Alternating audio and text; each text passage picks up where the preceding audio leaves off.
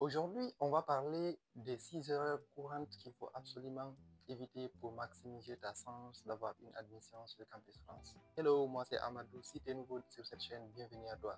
Ici, je partage avec vous les astuces et des conseils pour faire la procédure Campus France. Si tu n'es pas encore abonné, je t'invite à t'abonner et à liker les vidéos pour ne pas rater les vidéos qui vont venir. La première erreur qu'il faut absolument éviter, c'est de négliger ta lettre de motivation. Ce qu'il faut savoir, chaque lettre de motivation doit être adaptée à la formation et à l'établissement choisi. Si tu fais une lettre de motivation pour l'université de Paris-Saclay, tu utilises la même lettre de motivation pour postuler à l'université de Toulouse, c'est mort, ça ne passe pas.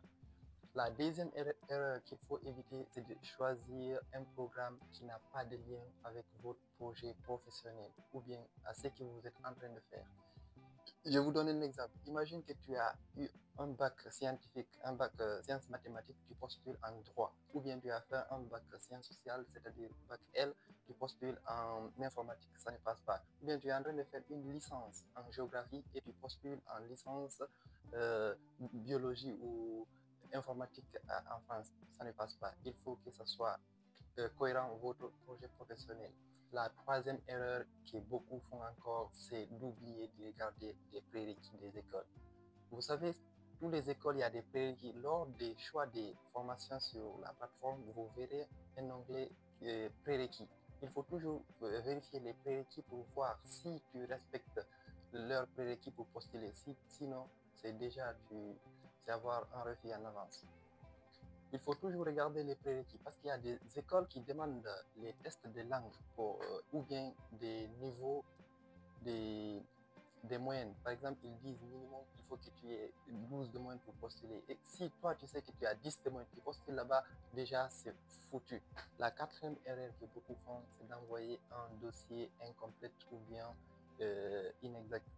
C'est-à-dire qu'ils ont fait des erreurs sur leur nom ou prénom ou numéro de passeport, etc., etc. Si les informations que tu as fournies sur la plateforme n'est pas la même chose que sur les papiers, tu risques d'avoir des problèmes lors de ton visa. Même si tu es à l'admission, tu déposes pour le visa, ils vont regarder si ce n'est pas les bonnes informations, ils peuvent te refuser pour ça. Du coup, il faut bien vérifier tes informations personnelles avant de soumettre ton dossier. Et l'erreur et la dernière erreur que beaucoup font encore, c'est de ne pas se préparer pour l'entretien qui est très très important. Les gars, il faut se préparer pour l'entretien. Sinon, tu ne te prépares pas, tu vas pour faire ton entretien, tu vas te planter les jours J. Il faut faire des répétitions, il faut répéter, il faut savoir en avance ce que tu dois dire parce qu'il y a des questions qui ne varient pas. Tu ne peux pas aller pour faire l'entretien alors que tu ne peux pas se présenter ou bien tu ne peux pas expliquer ton projet d'études ou projet professionnel. Donc, il faut savoir se présenter, expliquer de façon détaillée ton projet d'études, ton projet professionnel et tes motivations, etc., etc.